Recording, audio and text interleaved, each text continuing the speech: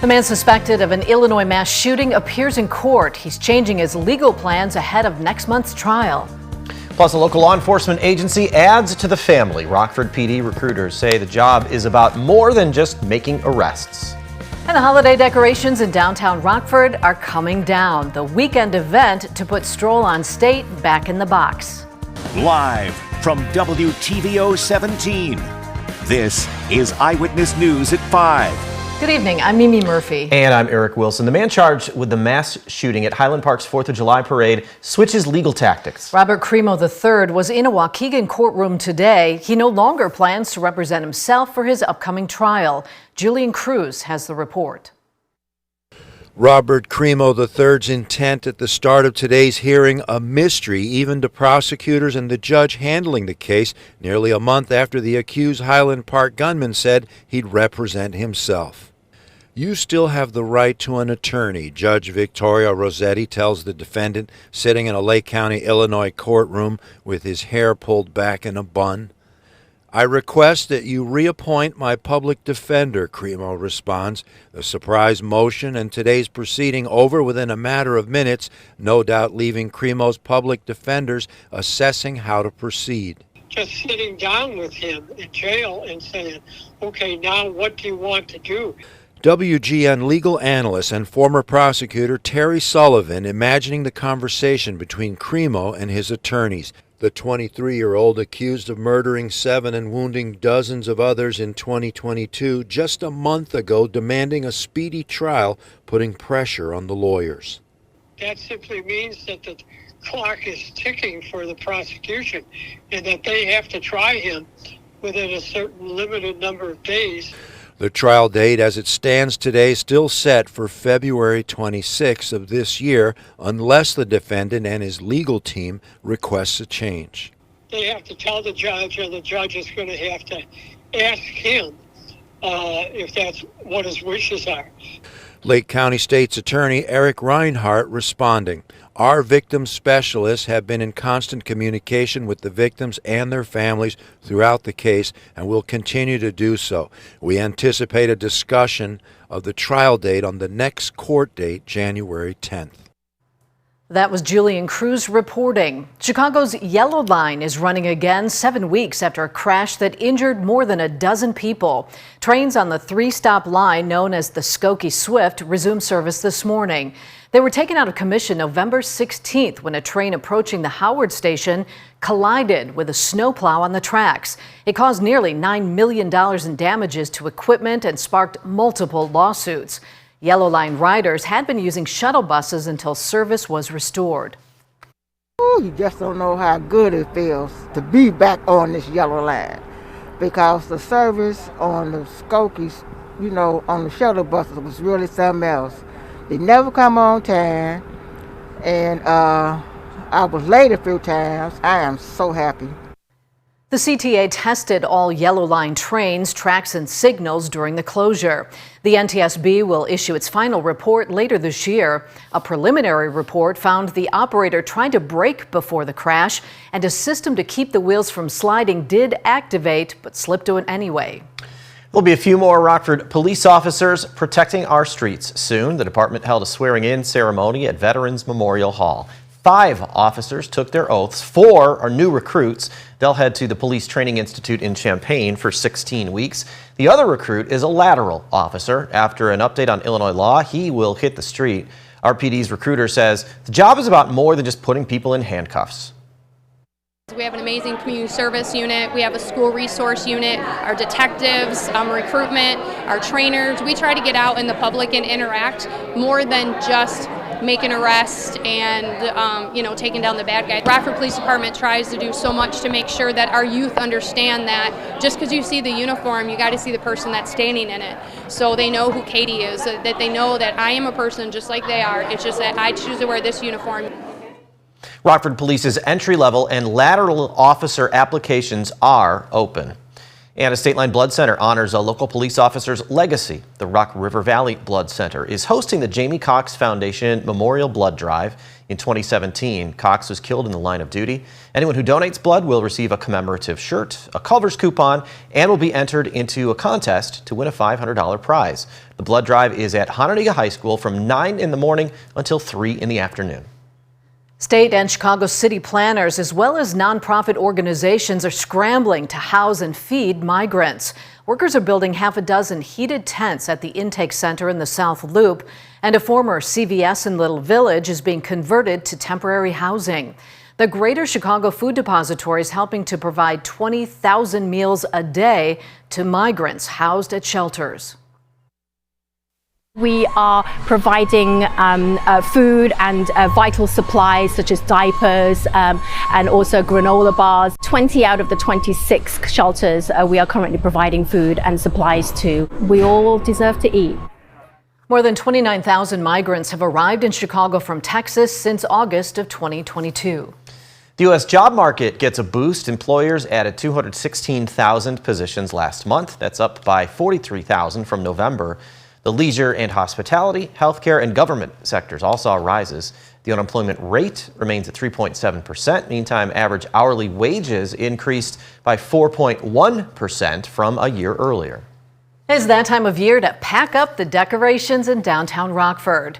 The Rockford Area Convention and Visitors Bureau is gearing up to put Stroll on State's decor back in the box. Tomorrow, 2 shifts of volunteers will pack away Christmas lights, ornaments, and the city's Christmas tree. All are welcome to come and help.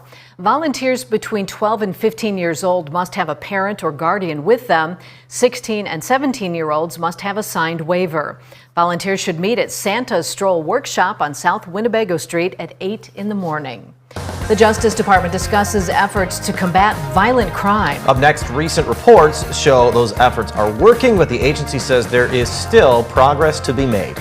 And coming up at 6, respiratory illnesses continue to spread across Illinois. The new numbers for COVID hospitalizations in the state line. And although we have been in a fairly tame winter pattern so far in December and to the start of January, the pattern looks to flip as we get into the weekend and beyond. All time out are multiple systems that could bring us snow showers coming up in just a few minutes. You're watching Eyewitness News, your home team with Eric Wilson, Mimi Murphy, Scott Leber, and meteorologist Jordan Wolf.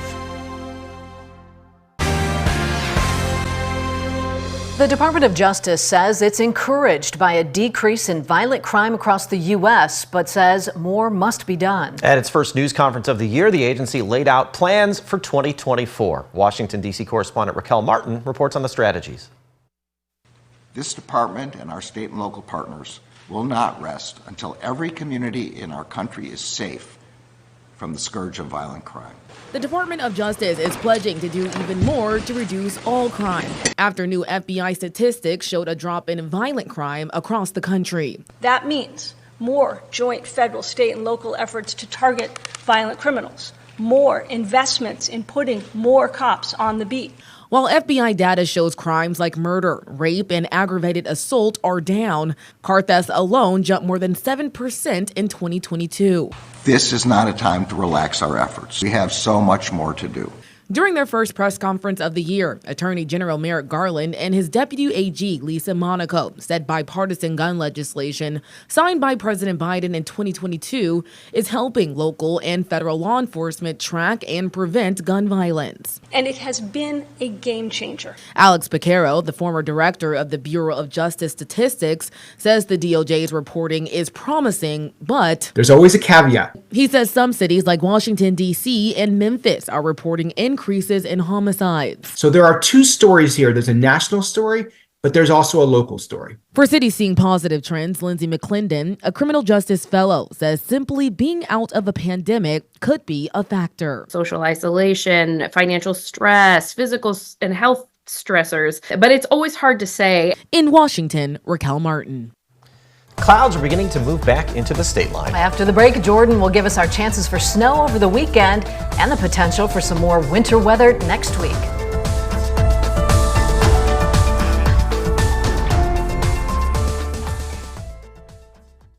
Now, your your first warned weather forecast from meteorologist Jordan Wolf.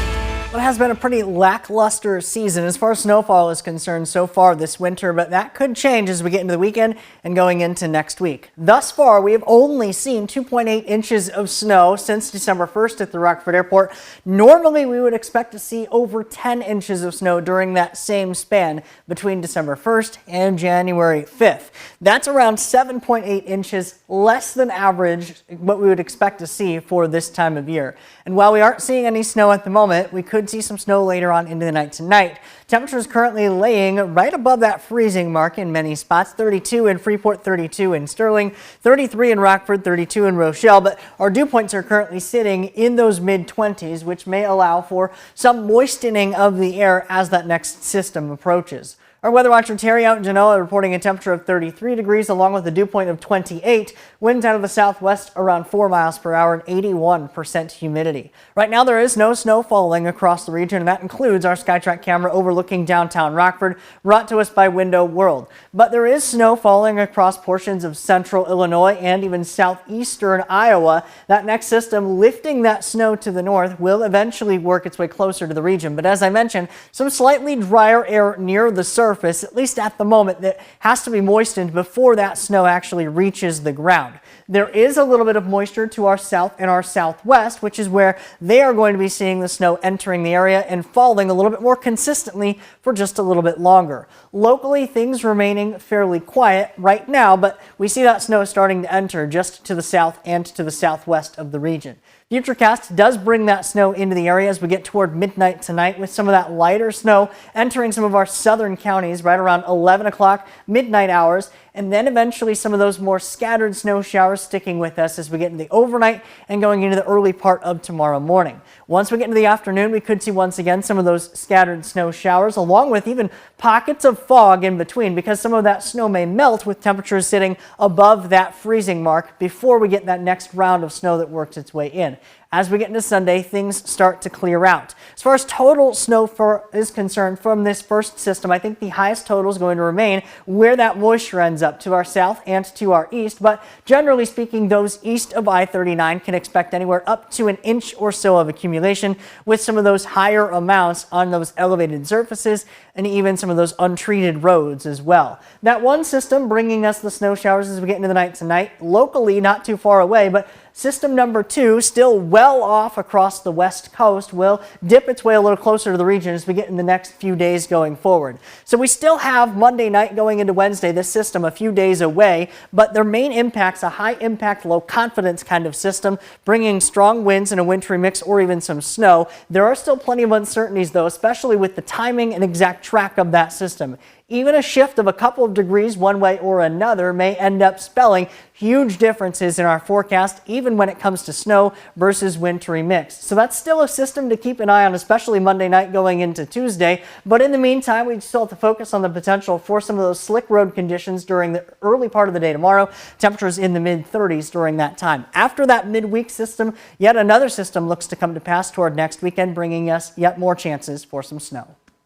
We haven't had much this winter yet. Thanks, Jordan. Wisconsin next with sports. The Fighting Illini basketball team will have a chance to take down the #1 team in the nation tonight. And Scott will show us the games coming up tonight in Nick 10 boys high school basketball.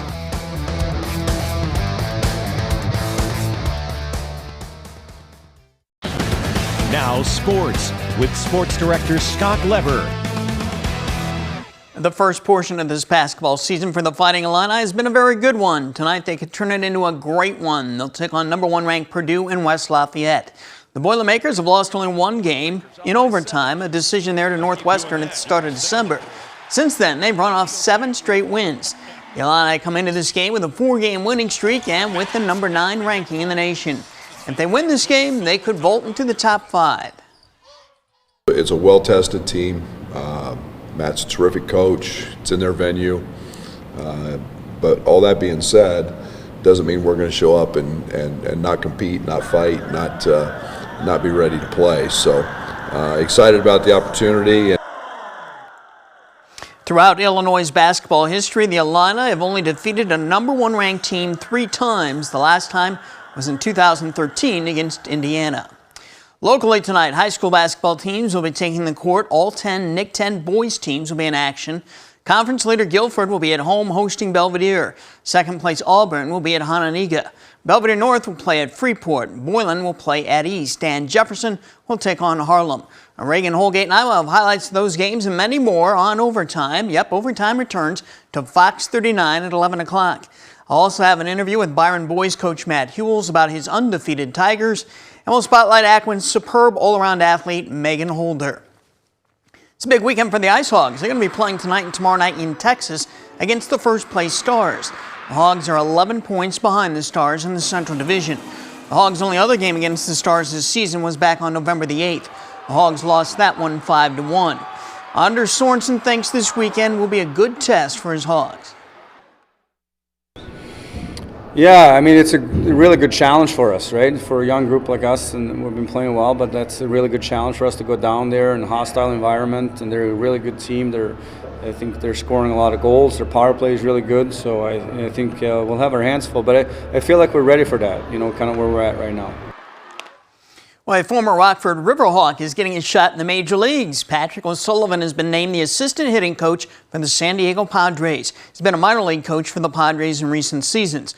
O'Sullivan played one season for the Riverhawks in 2010, and he led the team in home runs. He also was a coach for the Rockford Aviators. That's sports. We'll be right back.